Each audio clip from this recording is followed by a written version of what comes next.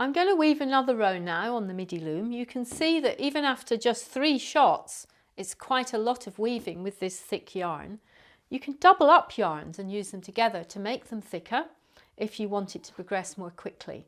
But we're also going to put some bits of fleece into this weaving, which will make it even quicker and give us some nice curvy lines.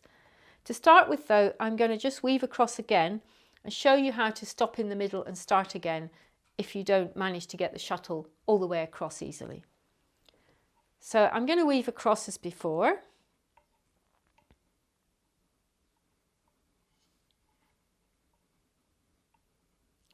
Checking it as I go.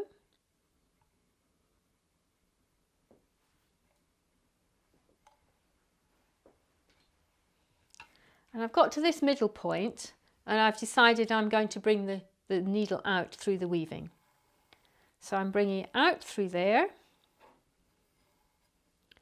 getting the side right as before, making sure it's just touching the warp, putting your finger on it and making a nice bubble. And I'm going to leave that bubble there and I'm going to carry on weaving. So just at this point, pull the weaving to the side and just check that that first pick you do when you go back in again is in the correct shed. You're picking up the right thread. The correct shed just means whether it's the threads that are at the top or the bottom. You don't get a proper shed on this loom, but you do get a little bit of up and down, you can see.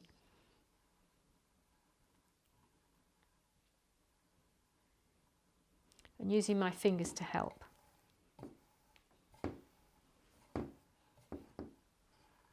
If it gets a bit stuck, you can just see how this yarn's got a bit caught on the weaving. You can just help it like that. It's just because it's a little bit fluffy.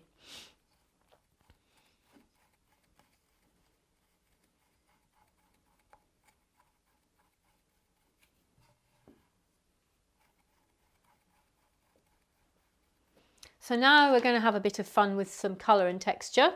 This is just some dyed fleece, but you can use anything. You can use bits of fat yarn, you can use bits of fabric. And what I'm going to do is lay these in and then weave over the top of them.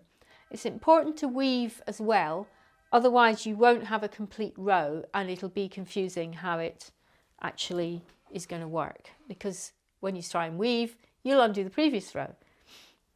So I'm just going to pick up some of the threads by hand. I can pick up the higher ones if I want, or I can pick up the lower ones. I'm going to lay that into the weaving and I can let it hang out the front if I want. I can even hang a longer bit out of the front and weave it in on another row.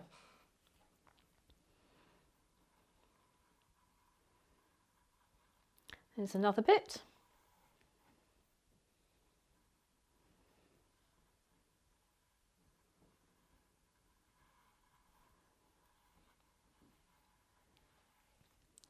And I'm not going to go all the way across because these things often look better if they're not symmetrical, and it just gives the eye more to enjoy. And now I just weave as normal, just taking a bit of extra care that you are picking up the right threads and looking at the weaving to make sure, rather than at the bits of fleece.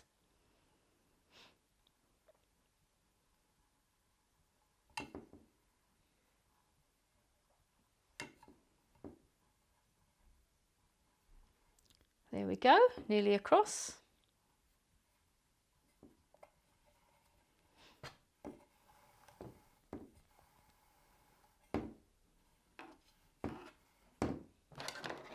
And this time, we're not even going to try to beat it down in the proper way. We're just going to leave a nice wiggly line there. And then just ignore that and weave as before. You don't have to fill in the gaps. They will eventually fill themselves in.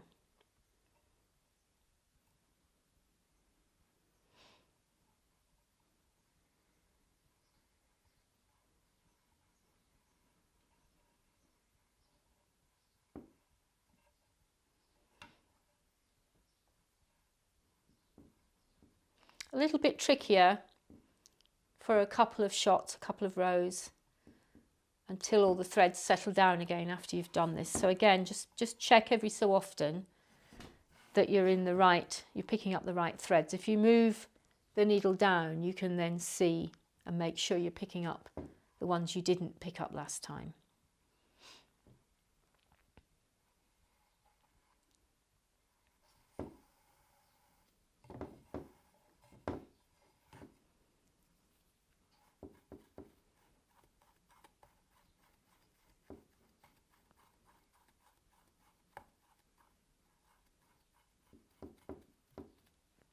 There we go. So that has got a nice bit of texture into the weaving. And you can see if you added different colours and added it in different places, you can make something really nice. If you keep just weaving straight across now, they will eventually straighten out again and you'll end up with straight level weaving. Just seems to happen on its own. So you don't have to worry about that at all.